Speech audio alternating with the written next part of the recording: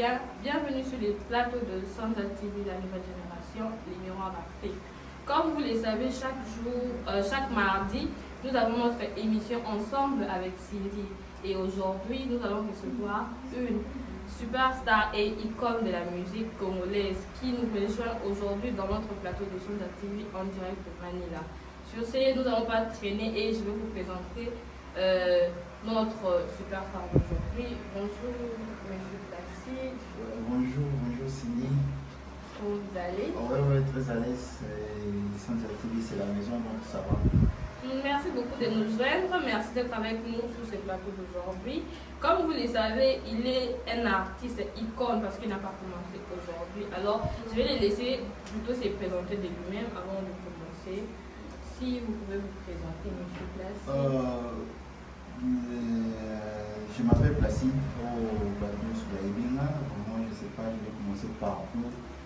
Donc, je ne fais pas seulement la musique, je suis artiste musicien, mais je chante, je joue au piano, je joue à la guitare aussi, je fais l'arrangement, je réalise aussi.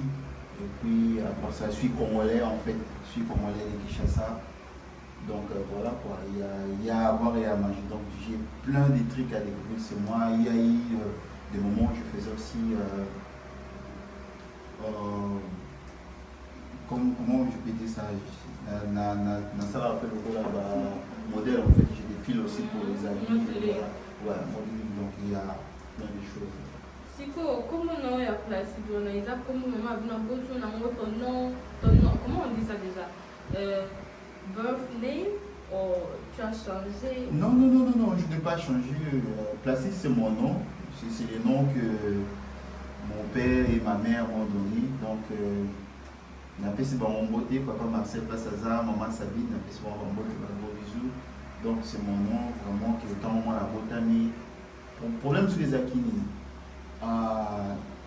n'a bête à moi histoire pour moi, qui est au moni avant la botanie. Mais la mission a Boumisa Super Wax. Je sais que ni 80 ni voilà. Super Wax sur les acquis, il y a jamais la Boumisa. Alors, tant que la Boumisa, mais à quel est-ce qu'on a une idée à qui à taille s'appelle que bon, voilà, naïbi, à moi, Boumini, Baïba. Tant que qu'on met à qui à l'époque, je ne peux pas dire un magicien ou un marabout, mais la personne à qui va consulter, maman, je suis prophétiser pendant que tu as mon amour,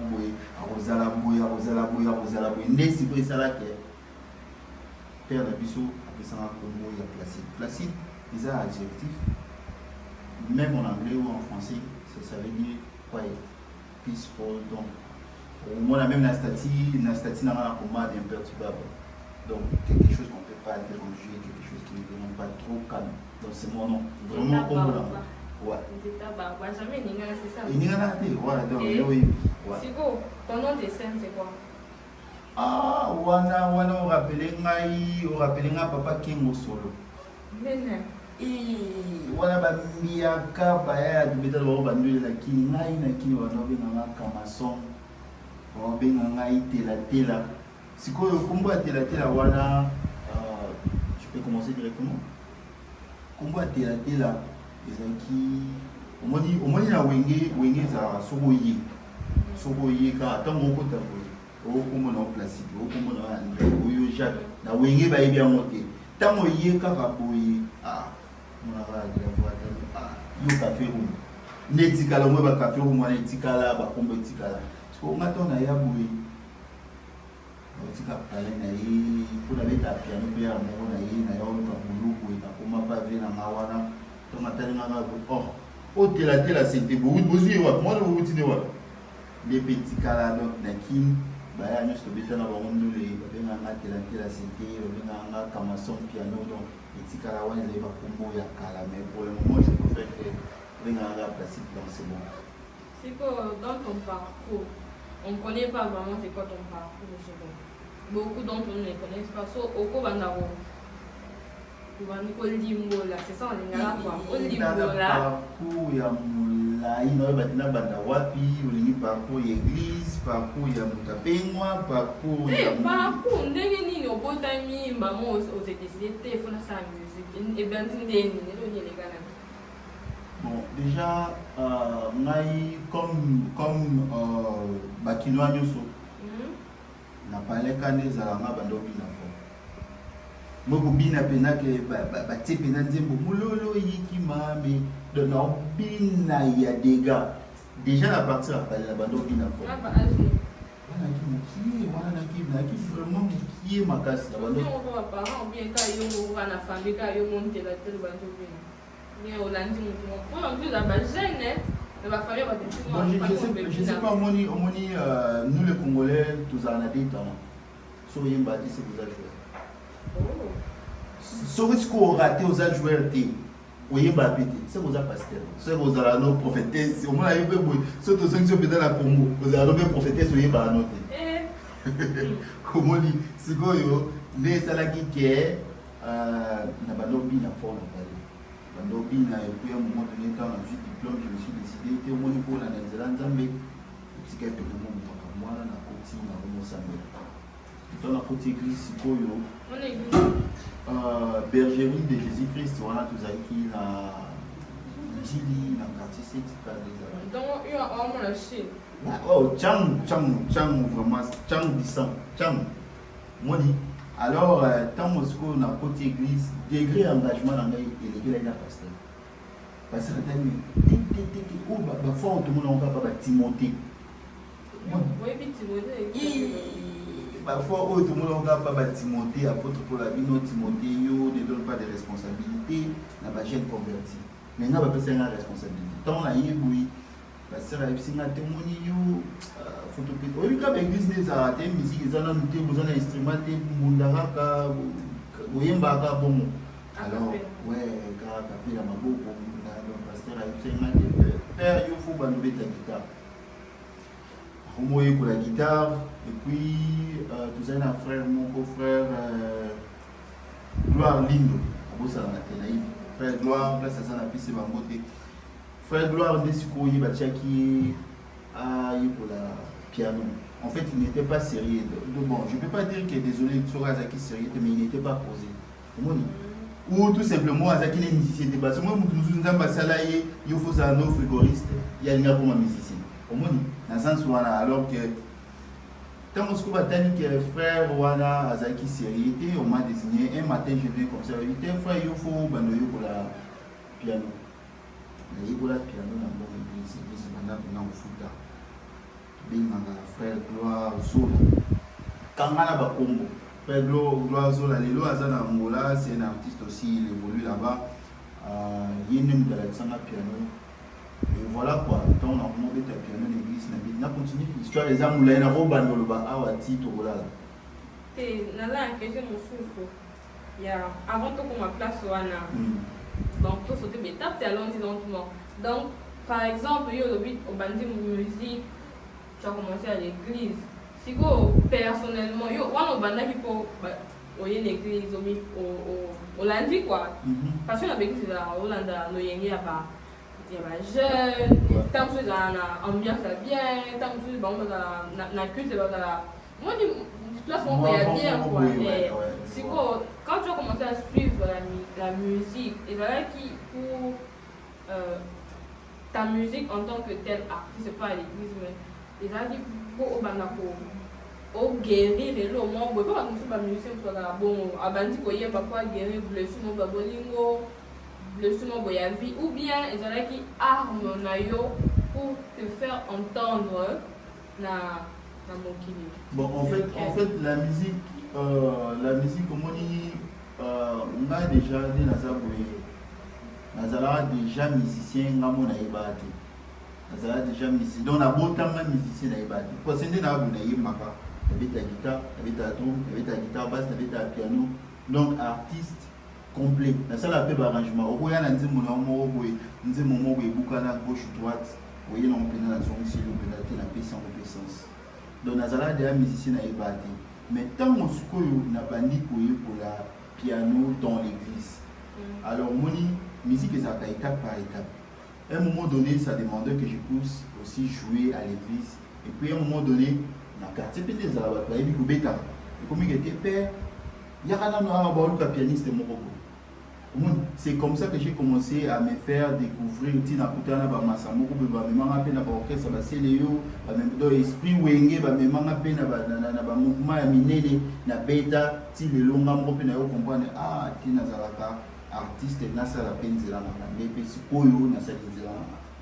Mais au départ na banda oyeba te vraiment ce qui était dans moi, donc na banda oyeba te vraiment Isaki nini.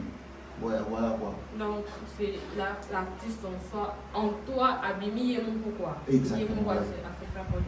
Donc, comme je disais encore, d'ailleurs que le bio au côté n'a pas ni la musique il y a un peu longtemps. Ça fait combien de temps en fait? Na banda pour la piano na 2007. 13 ans, 2017. Ouais, 13 ans. Donc, moi, il a mon boulot, mais depuis 2007, la bande est à moi en piano d'église. Mais na kota qui na monde profane, ils ont qui na volonté na raté. Parce qu'à un moment donné, au moni, toko ça rabat moi fort. À un moment donné, ils ont abattu ça la belle musique. Na bato basala bonne musique. Alors j'avais évité ya botika na rang ya bato basala belle musique, na préféré ki na sala bonne musique. Na kendaki centre ya Ina. Na koti Ina à partir ya Ina ne sikoyo na ekozwa ba ouverture wana nde memanga pe na musique profane. En fait, on fait tous la même musique, mais ne memanga na ba lignée où ils acquis un peu moins différent. Voilà. Si on a un musicien chanteur, je vais taper une double, je sais que tu y es. Ouais. Ah! Ouais. On a ma musique notée, hein? Bon, en fait, Oyoyo Kara déjà, Naza na kati moye bati. Exemple, sans faute. Il va c'est un exemple. Donc, Oyoyo Kara déjà, Naza na kati. Dans le sens, par exemple, bon, on a un exemple moins typique. On a évité Masalangai, Walter Place à la PC Bambote, trop de musique na PC Bambote, Oyoga Zimbo, Papa Jimmy, on a évité sur Oyoga Zimbo. Voilà, parmi arrangements on a la salle na vie, donc parmi œuvres on a la créé na vie na Zimbo. Ils ont fait succès. Non, mais c'est son problème. C'est son problème. Il ne fait pas sa promotion. C'est à lui. C'est à lui. Donc, supposons il a écrit. Si vous avez je sais pas moi, je ne suis pas musicienne, mais une idée que au rythme ou je sais pas moi, au son, mélodie à donner. So, yo siko tant ça que le voilà. Bon, au moni sur place hasard na PC Bango Théâtre, nazolinga te et comme ma polémique entre mon frère Walter et moi, to collaborer ensemble. Il y a eu plein de bons trucs tout ça ensemble. Walter, c'est quelqu'un qui écrit bien, mais tant qu'il y a qui n'a tant qu'il y a Isaki n'a pas sens où ils ont le loté. Donc, moi, Isaki Penake, ils ont pas eu son miliputa, ils n'ont pas taillé. Ils n'ont pas taillé, ils taillent dans l'igno, c'est la main qui zobazoba. Taillé à Katia, et Bimibou. Voilà. Donc, ça, c'est parmi mes spécialités. Donc, dans ça, la rapide arrangement. D'ailleurs, on a le bic qui est babylon pour tout ça. Et ça, on a dit, mon étiboué, il y a ma polémique. Moi, il y a ma polémique. Peut-être après l'émission dans qui est dans YouTube, bêta Nzembo tel, au yoki arrangement à Nzembo tel. Qui est sur YouTube, bêta live tel, au moins que partition wana, ils ont ngam tu na bêta yango, et puis et bêta mi na Nzembo moko live au bas tu bazo tala lelo. Bah œuvre ça. So, on oublie fait que vous avez comment on appelle ça? Bonne émission là, mais on est là. Ndako ya ngiama ube oni wenge Nabosa na mwana kini désolé. Nabosa ni yango. Babi yo kenda na nini? Na wenge. Obeti kuna combien de temps? Bon, au moins wenge. En fait, na wenge d'abord. En gros, là pour la bimba. Avant tout, on va poser la question. Ouais. Au moins wenge zara moko. Wenge za moko. Nega ka à Saint-Trésor moko ekiti. Neti yo na comme d'habitude wana koko.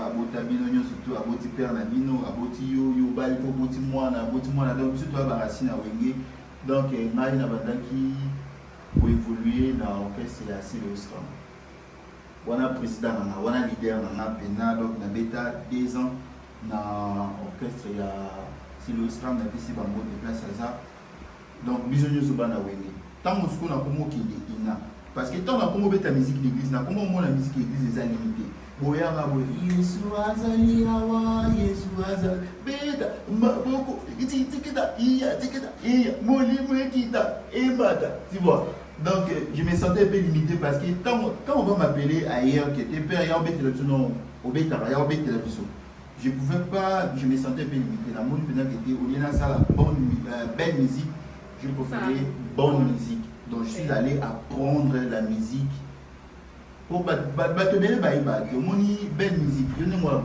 pas je donne pas les cours de la musique ici, mais tu as une belle voix.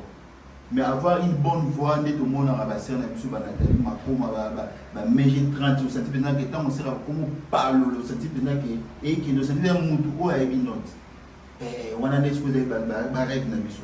Au moins, les choses qui ina, tant qui ina, comment tant masikoyo ba piano to ko zwa pena ba idéologie ndezalaka na kutana ya na mamo boye na tsamuka wana to shabas yazaki basman na sele chaque fois tant na leka na veni na baona ka bomba beta ka basakuba ya dega do yazaka basman mo boye ezaloko asamisa ba ya nyuso ya quartier mona pena na tomo boye na beta ka guitare makasi donc soko yemba oza chanteur oza drummer to kutana pa touche muna baya ba ebo beta fort na ya na yo ka baya ba beta ba sebeni na leni est-ce que on tinga on va venir là oui mais quand moi piano ba nini mais non na beta na orchestre na beta pas l'église mais na keda ina sinon yo beta piano o beta ya du ke wingi ni oh na beta pas scrum ba nini to luka pianiste yaka père on a qui cité père musique kaka kunia wani de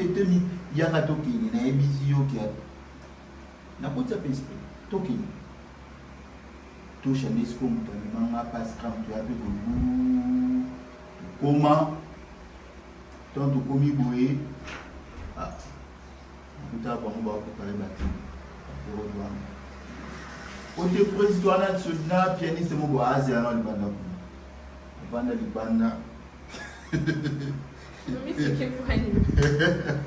Bolibisa. Na banda libanda de 10h à 20h30. Bah ibisinga zela libanda. Na banda libanda de 10h à 20h30. Répéti. Ah bon moi il y a un pianiste voilà azali banda prise beaucoup de ça na kota. Yo on a tela on beta. Yo beta. Yo binsa como a prise na binsa monde. Boni. Tumekapi wana simba pe test pe kama tu travail banzi mona travail albo manzuto wana tu yokuta presa ici bon naie deuxième album naie travail par mot voilà quoi nini pe ça la quelque chose là c'est bon on a quoi niveau bébé non n'a pas l'accès au téléphone nanga c'est le scram c'est mon vieux d'abord nazala na fan naie au moins biso banjilwa tolela bilamba ya lega tolela makambo kolata ya lega nazala na fana wera nazala fana seleo donc jour moko tozala na réunion je me rappelle bien jour moko tozala na réunion bani batu ina aza na likambolo na tomba musapi atuninga olingi nini na vie prise omoni ovanda ko namona ayoka disi namona na te mais yo abe na biso tala boluku donc ti tobanda obeta na bango boye omoneka neti omona ye na tv tona barelation bientôt sur la Instagram place aza yo déjà père bon fo ebima donc wana mpena vie nanga wana vie nanga cela. Mais dans le mois que ce qui n'est pas à un moment donné, c'est qui est tant que depuis na qui ne sait pas il faut que banda c'est un mal de la visa il fallait bien. Alors j'avais pas le choix. Tout le bosso est acquis, il fallait que l'Afrique ici des similité, il fallait que les France ici bas quitté. Alors à la fin à la Kingaï, à la visa Italie, tant la commis Italie la monde que moi mon boulot. À partir d'Italie, il y a aussi l'inscription dans l'Inde, dans l'Ongwe, dans l'Inde pour la classe de Sima et Penakete. Malgré être un musicien, pourquoi l'éducation est importante? Oui, très important. Donc tu es parmi ceux qui pensent que tu ne peux pas. Bon, je ne dis pas fournir quelque chose sans passer par le banc de l'école, mais qui pensent, qui pensent l'éducation est importante, bien parler français et tout. Donc, c'est ça un peu. Donc, au moins déjà, nous n'a pas l'air de pénal en classe. Sur une classe, n'a pas l'air pénal, on a passé tout, Ali, Mireille, Joël, Philbert, Ginette, on a passé en pénal. Donc, sur classe de Bosso. À part ça, sur la ligne bien, sur l'animal qui n'a pas la canne, j'allais rester dans la musique. Donc, je n'ai pas voulu rester là-bas.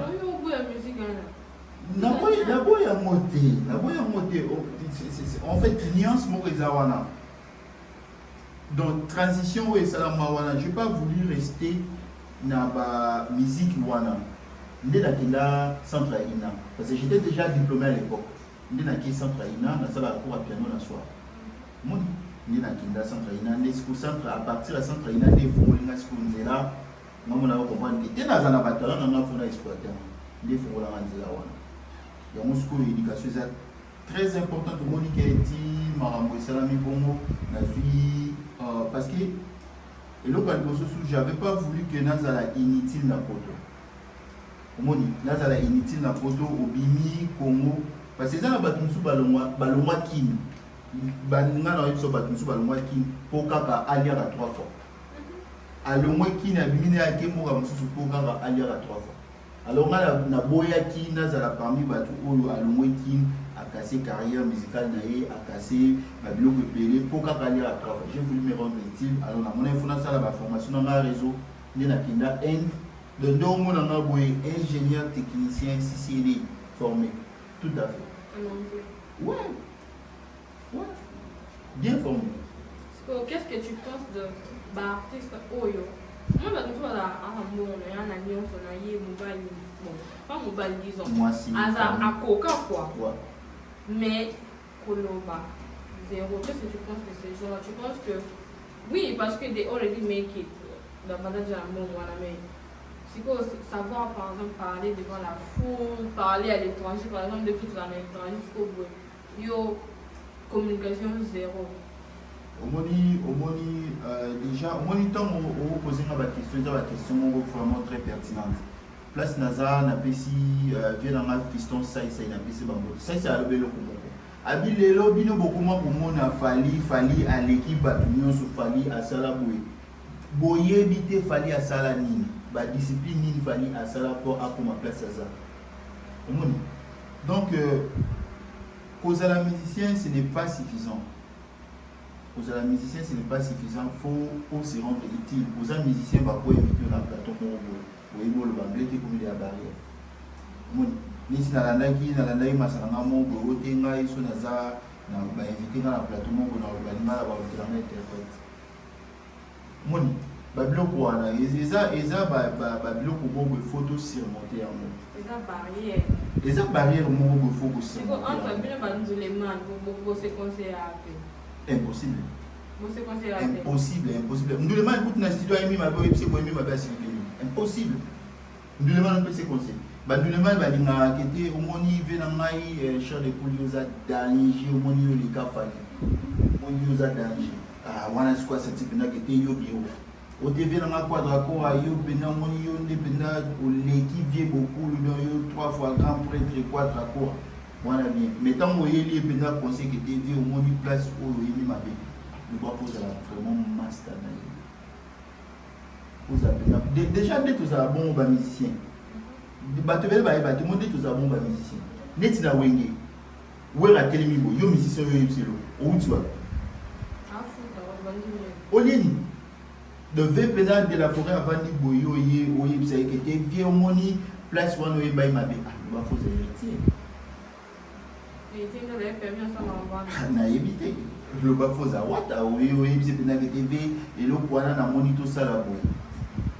So bon côté, V quadra le beaux à enterrer, c'est au vani pena pour yo MCT, vraiment ma pena. Oui, c'était V place sur l'objectif. Impossible, impossible. Au banane, ayemba mabe, au yo kasi, yembe musu bat bazana on a wingé 4x4. Parce que ils étaient comme des amis. Tant que yembe mabe yo amasananga au lekinga te biso sur ba misia wingé no epso que père place sur yembe mabe. Abongisi. Mais tant que déjà que ngana komi leader na ngana wenge tel yo komi leader na wenge kikalako ki ngana komi leader na wenge nzakimwen yo musicien yo yebisa na yimi mabe no benga na omoni. Alors on se conseille pas au mutazo sala amuna ka eloko na ye donc eloko ezala autorisé zaka mupia mabe sala kanai yo bimi da yo bimi prêtre et s'il conseil non. Donc comme vous nous suivez, ça c'est notre artiste qui donne son point de vue concernant l'éducation dans la vie de musicien. Donc le conseil à tirer pour tout le nouveau musicien ou ces jeunes gens de là où vous nous suivez qui pensent entamer cette carrière, pensez à l'école. Et là, c'est pour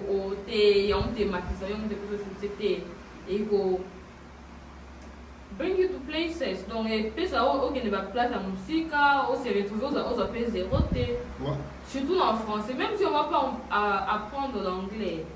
Attends, on attend un minute pour faisant l'effort de quand même de mieux s'exprimer parce que attendez toi n'a pas au pouvoir tout il va nier dans l'homme tout vraiment donc comme il vient de dire que il a joint. C'est le français ça? Oui, c'est l'anglais donc ça se comprend. Il a joint l'orchestre de Céléos Club.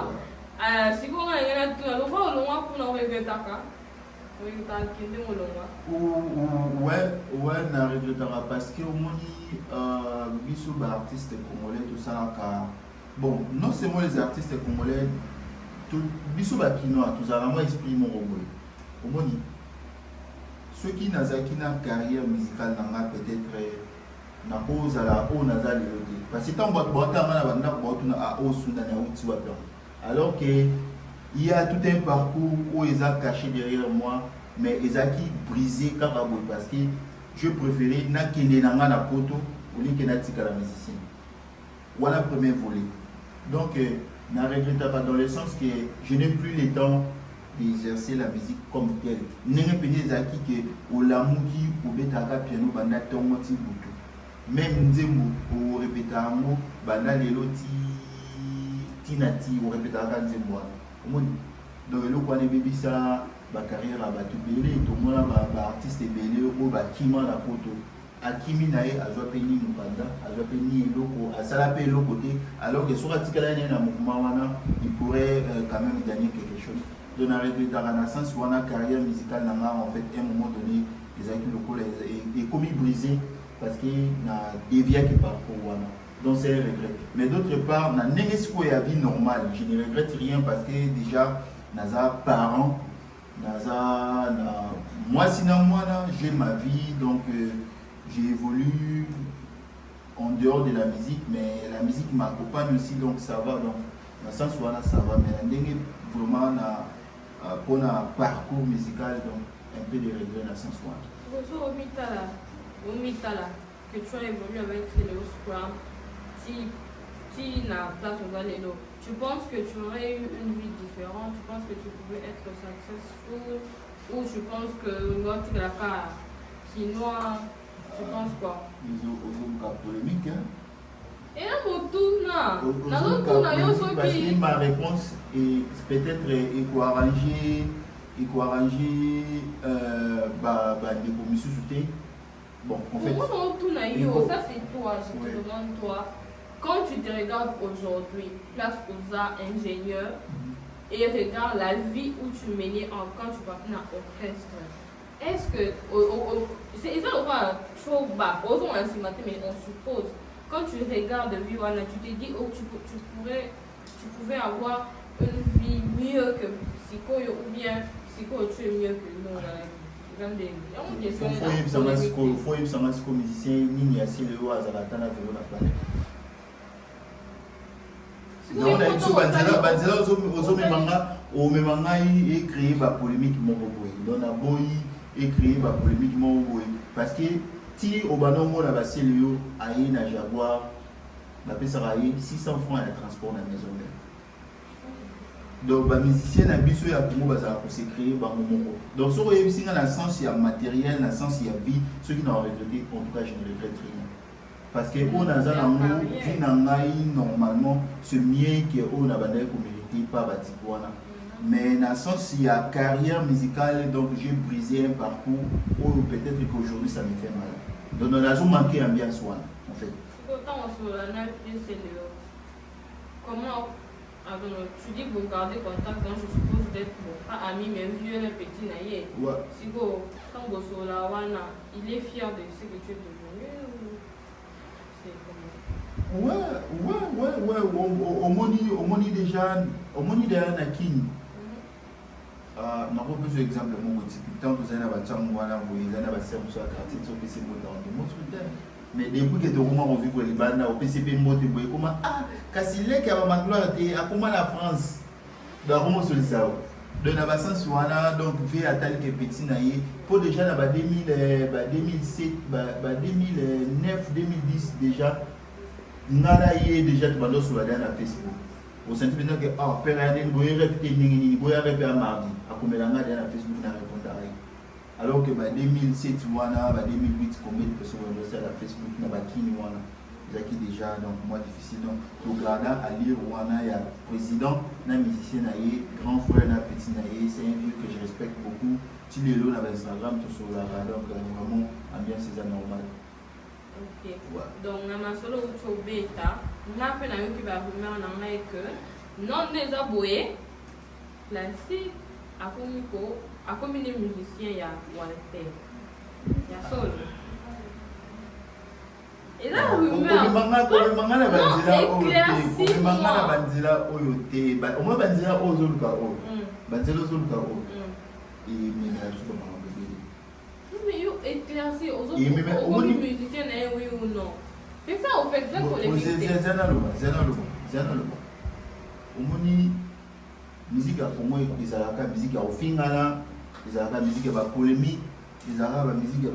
trop de problèmes en fait. Maï n'a pas d'amis à Walter. Walter, c'est un ami que je connais bien. À part ma musique qui est toujours là, on a Bamas. Qui n'a chez lui, n'a petit Damas d'un allié, a chez ma petit Damas d'un allié. Moni. Alors, il s'est fait que tu as dit qu'on s'est découvert, il y a à comprendre que Manazan est là comme au Yazozam. Moni. Il y a à comprendre que Manazan est là comme au Yazozam. Faut tout naïe. Faut tout naïe. Voilà, faut tout naïe. Père à comprendre qu'il y a des locaux pour moi dans les hommes. Père aya boui tout bêta tout. Tant aïe, lui binga et puis souvent na wingé. Aya n'a parlé tout bêta la dîme au wira toujours y maka fort na parlé. Père aya boui souvent il a ngambo badoration na bouma il a la badoration. Il na bêta pianiste église de pendant 5 ans. Beta banzembo na l'église donné na film to beta rati pera ipsinga jumu super ya bote na lanzembo na moko yoka na yoki maelo wana pera manzembo mona maele ba umbe beta ba mipolo na ki ta banzela ya moyo kati la babu elambi.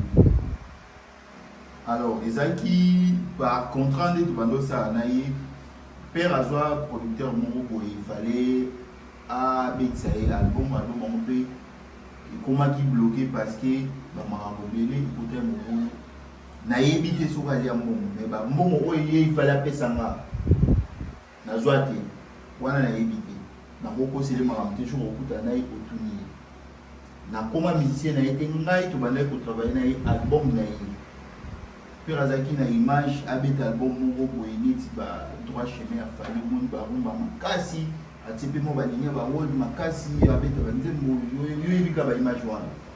Alors totravailla de nzembo, totravaille papa Jimmy, totravaille na monganga enfin totravaille la coco de reine Saba bani mi père makambo opesaki parce que nakoma oréclame mpe badroit na mala oyaka totravaillaka tosali baarrangement banzembo eza na bastudio fo ekita père apesa maka eloko te ekendaka kaka ete ape omoni yo amasa na ngai omoni yo aboye tokobeta su bamiziki wana te tokosala su babiloko wana te tonyokwama tro nautaka ntili na mema clave na wana kenda nango bandali na sikini wana bayaya nyonso bayebi nayebi na boye oweleli na transport bu okomi victoire oweleli lisusu bu okomi bandali mpe boye obandara banda 10h ti 20h obetaka 3 nzembo donc moi banzembo asele nakobanda obeta wana kani miso nabebi nde bongo totravaille nakokontinue kosala bamisala wana te ti lelo.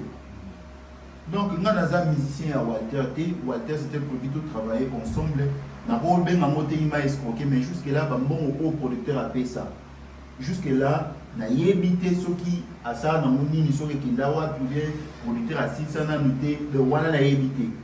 Wana, jour au coup, nous avons obtenu un musicien a été, nous avons juste un collaborateur pour essayer d'évoluer ensemble. Mais on a pas d'amitié, I don't know how to say it like Hindu et disons beaucoup ensemble le côté non mais j'ai fait ça comme preuve au tout na président Théo avait organisé une soirée pour na Congolais. Il a donné l'argent à Walter. On a bêta lui on a pas tout le monde Walter m'avait donné même quelque chose. Tout n'a eu place à ça. Tout na président Théo appelé ça Walter comme lui-même connaît. Mais voilà zaki na sens que tes pères faut tchanga moi quoi ba bengi na beta concert bani na ye na chai point to beta nul wana reina za témoin. La queen na pc bangote la diva place aza ba oui ya yemba ka net Nathalie Mako. Donc la queen place aza na pc bangote ya trop. Mon ayebi ba maram na lo. Donc na lingi na nga pour polémique na Walter pour te dire vrai na za musicien ya Walter T. N'a évolué à un orchestre à Montouté. Récemment, je suis en train d'évoluer avec Corinne Jackson. Donc, si tu es sur YouTube, Beta Lardy Dardy. Au moins, c'est un français, mais à ça, la musique n'a style reggae. Donc, pour le moment, je suis en train d'évoluer avec lui, mais pas comme son musicien, mais ils ont un système de collaboration. Par prestation, à Beninga, tout répéter, à Pessinga, moi, un peu dans maille, donc tout cabani.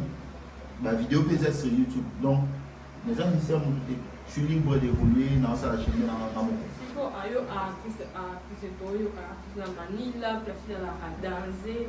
Non, tu as fait musique dans votre il y a eu mon fait que tu vois de tes propres ailes. Tu penses à faire ça? En fait, petit frère Nanga, le dernier Nabiso. Rappeur ya osangana te arapaka ya dekana etu na Congo tuzaka na badomi bale soit toza joueur soit toza musicien soko raté de biloko wana soit toza no prophète ou bien oza évangéliste oyeba te voilà ce qu'il faut qu'il ne okutala ba pasteur ba yebisa yo soki yo zala ni. Alors je disais petit frère Nanga c'est un rappeur Yenesco na limana pour nous voir parce que mon biso déjà est comme une folle kambongo faut ça la boy. Alors il est tout préparé featuring Mokonaye donc so quelqu'un na YouTube au commis des full boss au commis des full boss pour mon ba projet que ça na moyen tout préparé single Mokonaye ou je crois d'ici un mois parce que on a travaillé je travaille à partir à Kim so ka tindelinga les boyuka alors na kata featuring wana maeleza ya kosala la verse na cette choriste et puis arrangement intervention sur l'instrument ngabo na salia boyoka. Donc moi je suis instrumentiste au départ mais pour le moment il commence à vraiment qu'il a ça partout mais je suis libre à travailler avec d'autres qui ou azana concert tout travailler de sa musique. C'est ça quoi. OK, c'est bon. Et là, et le dérangeant à bander, je vais être sur un niveau de yemba. Net na film. Je vais faire un café, on a un petit masque.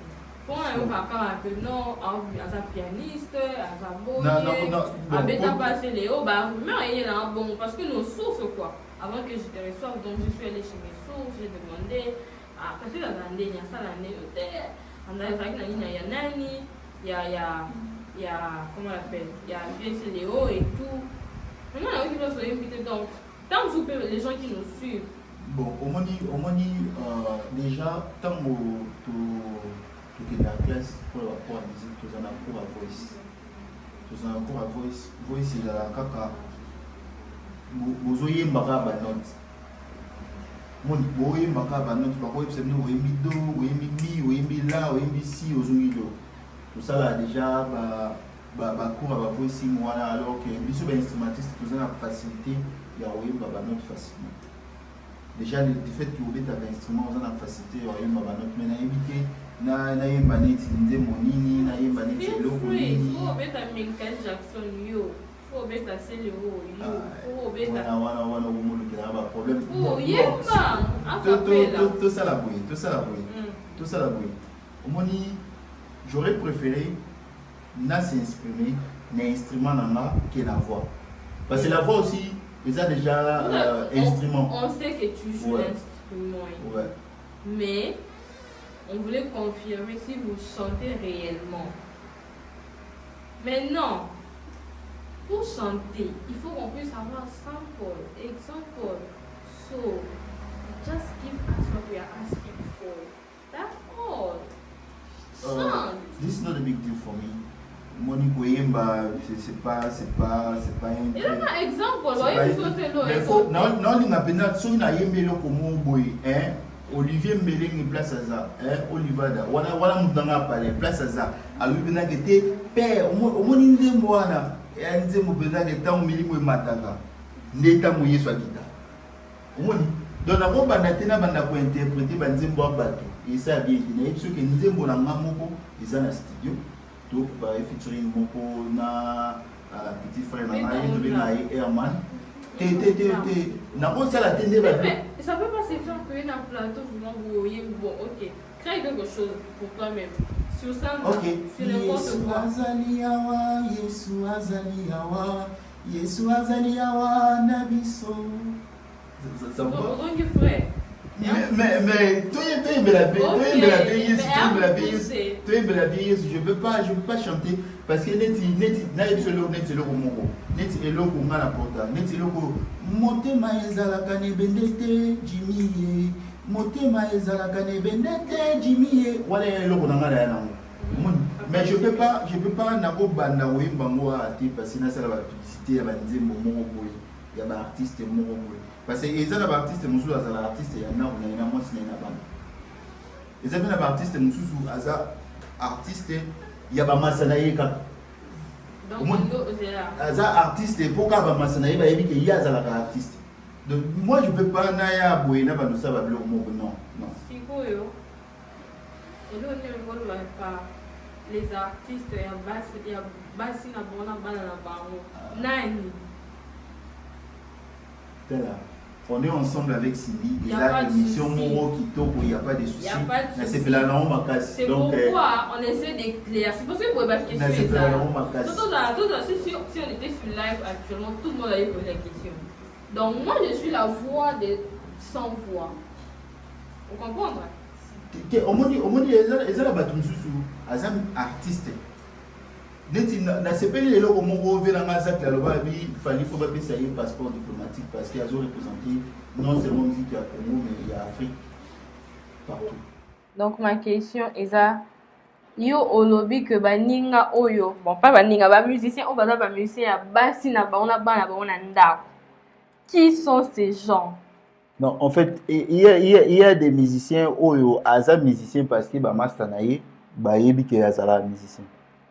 Il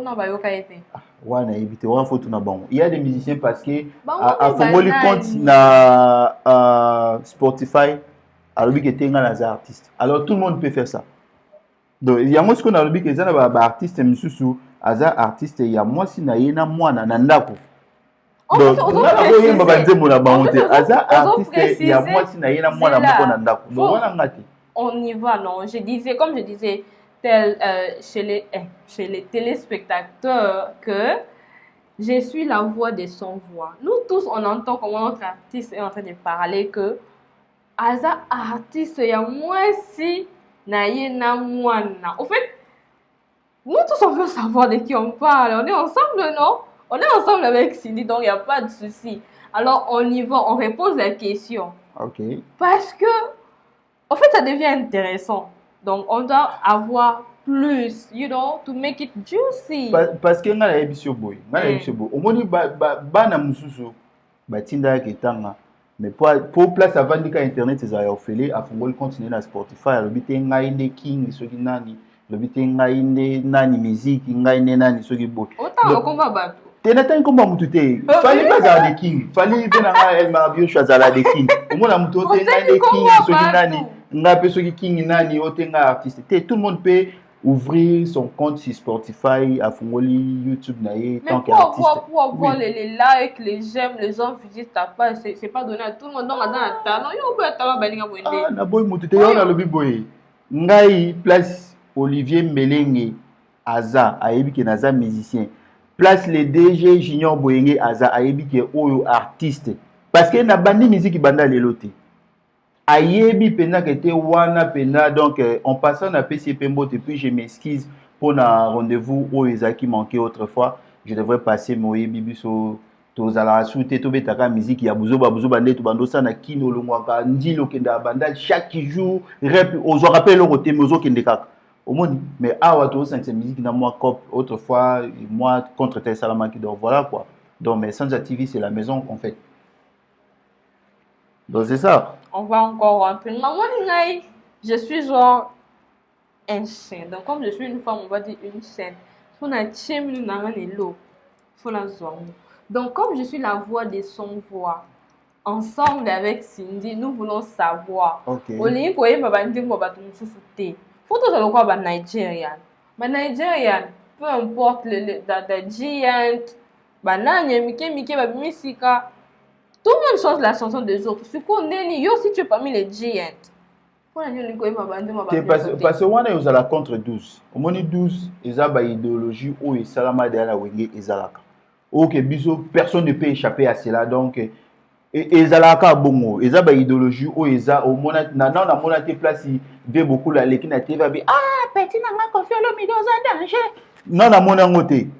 Au moins alors que JB na wera ba benga na ba vraiment ça mais au moins te JB lekina TV pena bi de la pente masa na nga pena da wana isimi ba ozwa wapi jamais au moins donc nga na ko tellement que nzembo na na ebimité na ko leka na TVT na banda ko yemba banzembo ya bato bazara ba musicien ya basi na bango na bana na ndako non je peux pas faire ça.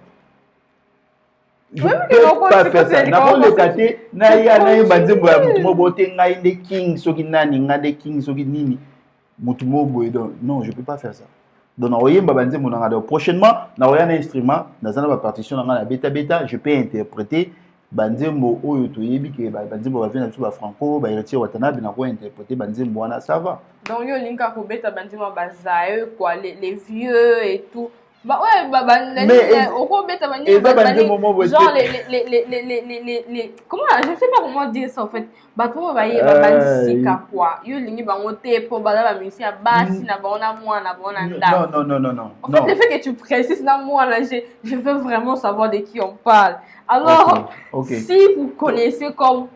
Moi, je ne connais pas, donc, mesdames et messieurs, si vous connaissez de quoi notre artiste veut parler sur les commentaires, n'oubliez pas de laisser de qui on parle. Donc, continuez, vous disiez... Bon, na lobi boy. Au moins, grand prêtre les Zobozi, na évité sur Oyoka album Frakate à Kofi Olomide, alors Zobozi, ba petit, ba lembi, ba kantia qui boudet blanc. Il y a le baboy. Abi, ezana ba artiste misusu. Mais banze mona bango mona kati ba voiture na bango ba beta ngote. Donc, on s'est dit que mutu aza artiste, mais na kati mutu kanaye azozonga ndaku, nzembo na yemo abeta ngote. Mais ce que komunga na ko leka bona bando yemba banzembo ba. Alors qu'il y a des artistes pour ma masse na iba qui wana anduleman. Vous comprenez? Donc azaka artiste pour moi si na yena ndako iba été papa za musicien, moi na yebi que papa za musicien. Voilà quoi. Donc il n'est pas dedans, il sait pas ce qu'il fait. ayemba oyo mabe azongisa oyo mabe, il sait pas ce qu'il fait à éviter azoluka nini, il sait pas. Peut-être azoika chance internet eza fongoli compte na Spotify. Donc wana ngate. Banakin, je suis pas la seule, non, ça me range pas seulement moi-même, non. Ça nous range nous tous. En plus, ça devient de plus en plus juicy. Nous tous on veut savoir, s'il vous plaît, laissez dans les commentaires de qui l'artiste fait allusion parce que ça me range de savoir. Mais nous sommes presque à la fin de notre émission. On aura presque 2 questions.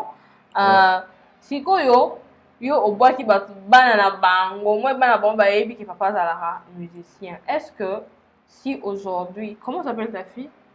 Anna. J'ai imaginé, c'est une fille, ok, Anna. Ouais. Donc, big up à Anna.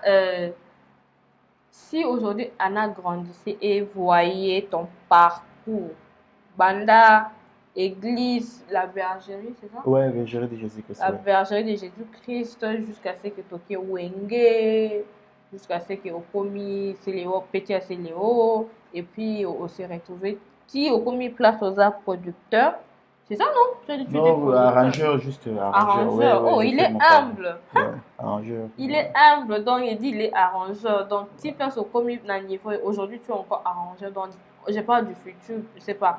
Beaucoup comme un producteur. Tu penses que Anna, on a la fière, il n'y a pas. On a eu de dire que non, ça c'est mon papa.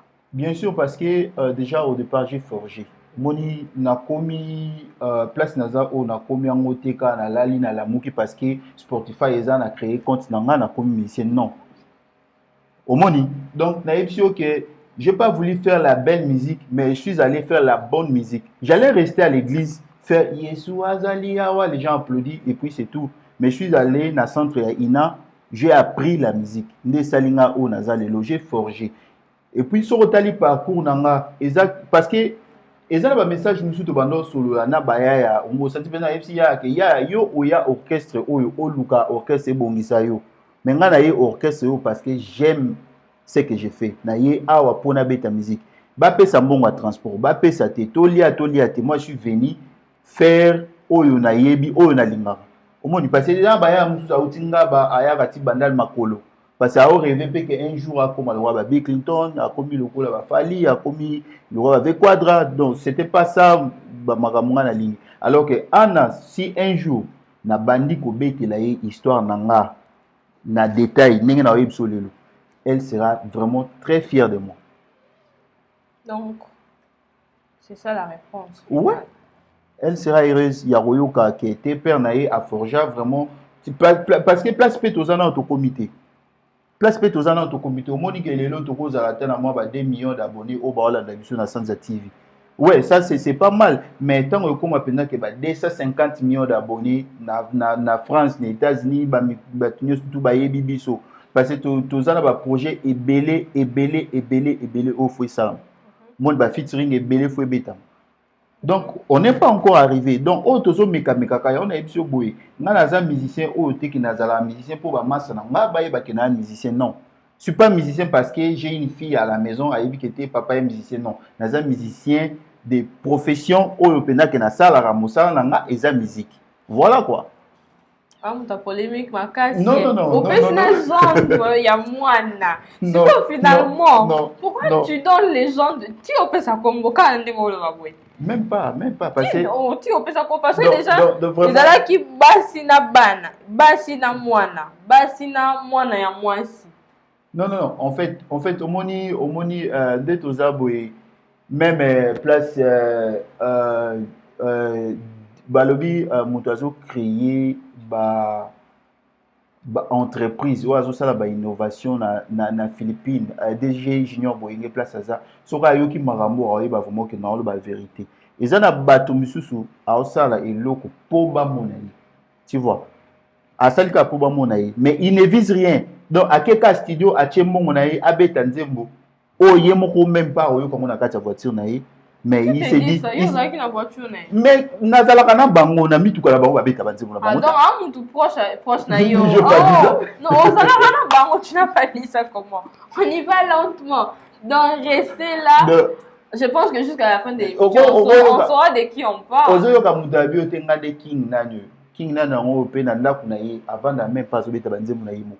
au moins des argovandi au moins à peine on va parler bonnet surtout ba vidéo moi quelques concerts au bétan avant d'appeler boy na hôtel la vidéo on est ça la bien mon bonnet on appeler bien té ah maman na obeta ka biloko au moins Olivier Mbelinga penza bien ah père au moins bon on obeta ngo bien et ça linga bien mais bango même na ndako na yemoko ako vanda te voici sur les atteindre mon na YouTube à hôtel ngo impossible tout na yé kasiti nani kasi tout na yé de qui on parle? Tounaïe. Moi je veux pas des problèmes. Tounaïe. Tu veux pas des problèmes, tu as presque tout sorti ici. Bon, c'est pour dire que non, dis-nous d'abord de qui on parle. Tozana ba artiste na biso monsieur sur le rôle là. Jour à la monnaie il fallait Instagram na loka nzembo Fabrigas. Au senti que nzembo za bien au yoki pour sali bien. Mais là ba artiste monsieur banzembo na ba on supporter au yoka monter. Parce qu'ils savent pas ce qu'ils font. Avantage na ezaka internet ezali afongoli-moi compte Spotify, c'est moi bon na YouTube. Je vois ce que vidéo on a YouTube, ça la combien de vues? 3 vues quand même. Vue wana liboso, il y a yemoko na YouTube na ye, masanaye, na batimisu kutatinde ba bale ba bo otala na petit mot. Le public vient de me texter. Il y a un téléspectateur venant de quelque part, sentez-vous saluer, demande un a cappella. Ok. Donc finalement on va chanter un a cappella et tout. Bon, Alina et Manet Nzemboni. Yo, lobby oyembaka bandima batali polo. Ah, wana skoyo. Motema ezotindanga nayebisa yo makambo euti na motema nanga moko po yoza bien. Papa nanga nalingaka koyebisa yo masolo ya kati sekele nanga moko po yoza bien. Shilo nayembeli yo nzembo ya motema. Donc wana eza siko eza ba nostalgie parce que tant tozali na sans fille nazo apé copie ya okebeta pas Marie Misam. Mais Dieu a décidé ainsi nazo copie mususu na kenda sukuna te eza ba nzembo to banda au travailler paix à son âme. Wana ba sœur na biso ya quartier. Donc voilà quoi, prochainement na promettre bino na royana piano nanga na robeta ba nzembo nanga na robeta ba nzembo o na interpréta ba o na sala, donc il y aura pas de soucis. Comme je disais, pour na ya kin manila ba sepela, il faut ça absolument a cappella mususu parce que nous sommes presque à la fin de notre émission. Seulement a cappella mo boy et ça abiso bien. Ah amoni eloko wana vraiment tant on a yoka a cappella na bulaka mutu moko na bulaka sœur na biso mère na biso, donc mère na biso vraiment ya chango Marie Misam bani paix à son âme ya zaki makasi na babiloko wana donc so linga ko yemba nzembo mo ya yi parce que ouais parce que vraiment le roi na préparer babiloko nanga, je veux pas que na banda ko bimisa babiloko pour que et ça la moi ndenge moko boy oni motema ezotindanga nayebisa yo makambo euti na motema nanga moko po yoza bien. Papa nanga nalingaka koyebisa yo masolo ya kati sekele nanga moko po yoza bien. Shilo nayembeli yo nzembo ya motema o Sanza TV nayembeli yo nzembo ya motema o.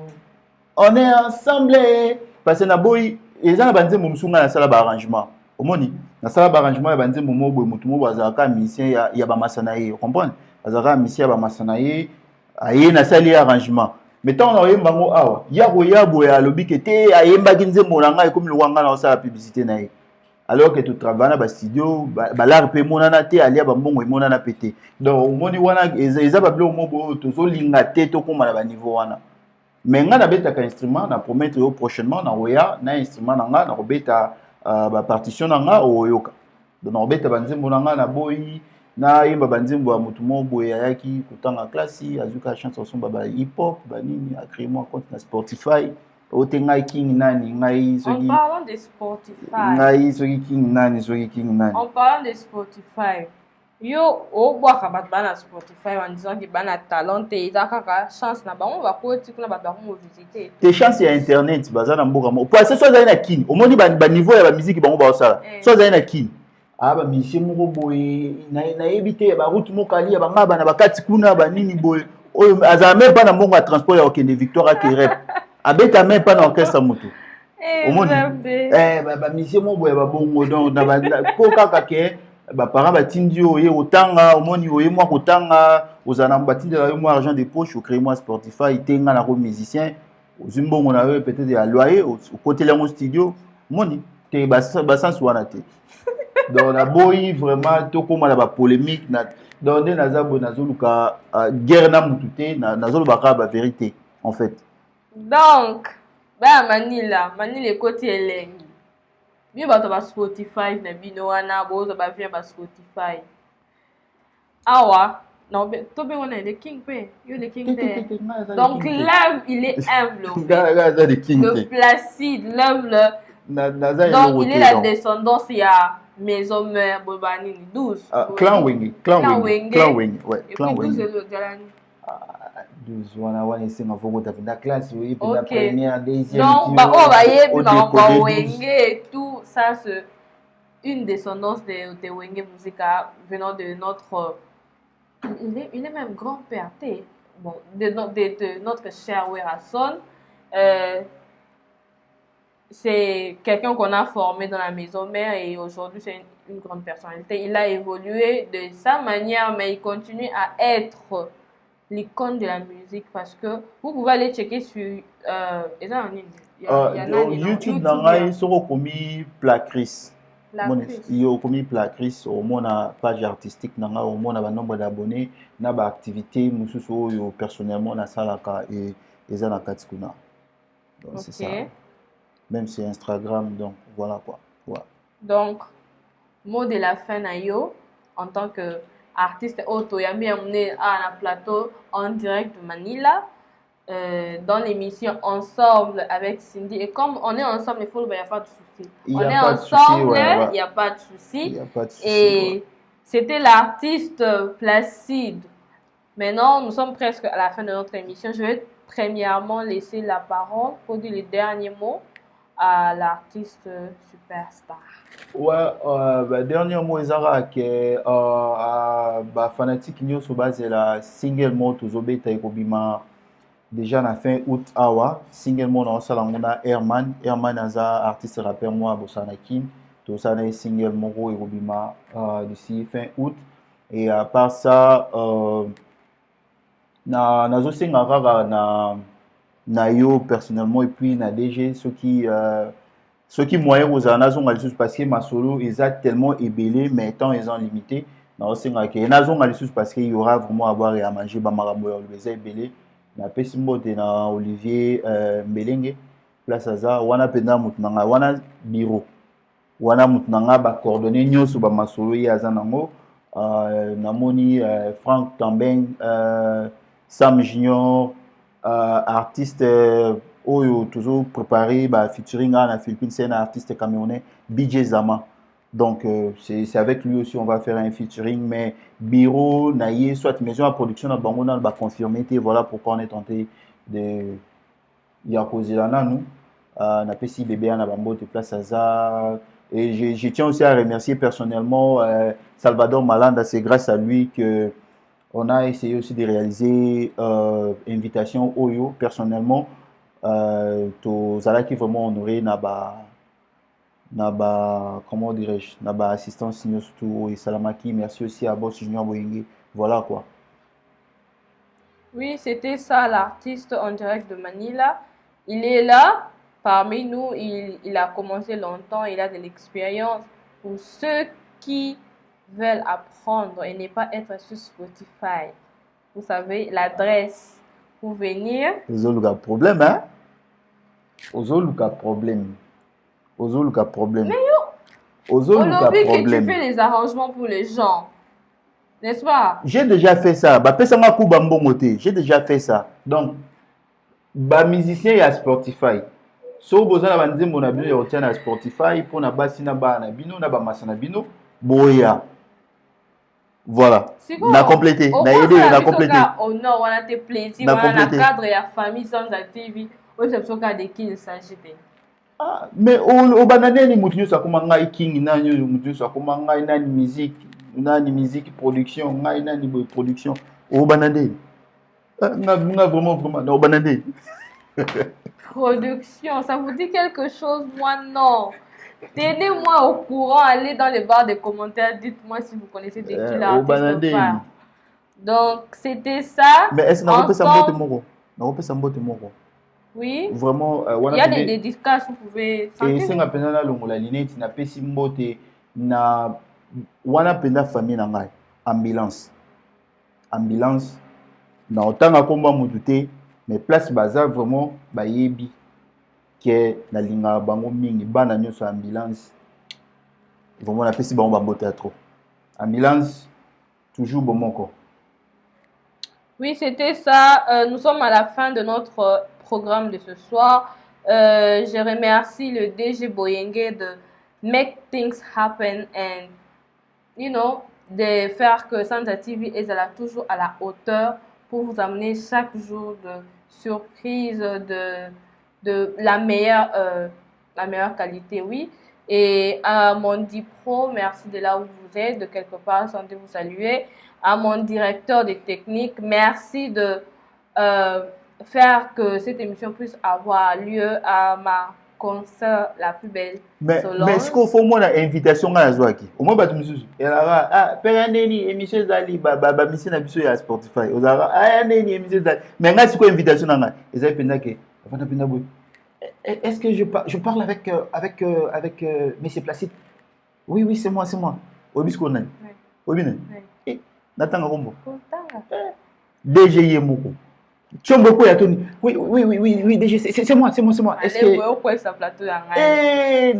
donc je remercie les DG Junior Boyenge. Merci beaucoup pour votre invitation. Nous sommes vraiment honorés. Donc voilà quoi. Merci beaucoup au DG. Sentez-vous saluer là où vous êtes. Et je salue la déesse de l'amour, Harmonie Bombile, épris de là où tu es, sans toi saluer. Gloria Ngimbi. Jessie Mandé, merci beaucoup pour le soutien et merci de nous avoir suivis. Je vous dis à Olivier Mbeleng au beau salut. Oh, à Olivier Mbeleng de là où tu nous suis, sans toi saluer et merci beaucoup d'être connecté toujours sur Santa TV. C'était Cindy, la présentatrice de ce soir. Je vous dis ciao. Jimmy, Walter Naleli. Jimmy, Bolingo na yo pasi. Bolingo na yo lokola suki nazokata ezobota nazolia nazotonda te nazolela nazokamwa motema pasi bolingo na yo pasi naleli mama Olivier Mbelenge naleli mama Ana na motema naleli mama bolingo na yo lokola suki nazokata ezobota ezokola etoninga motema nasuka wapi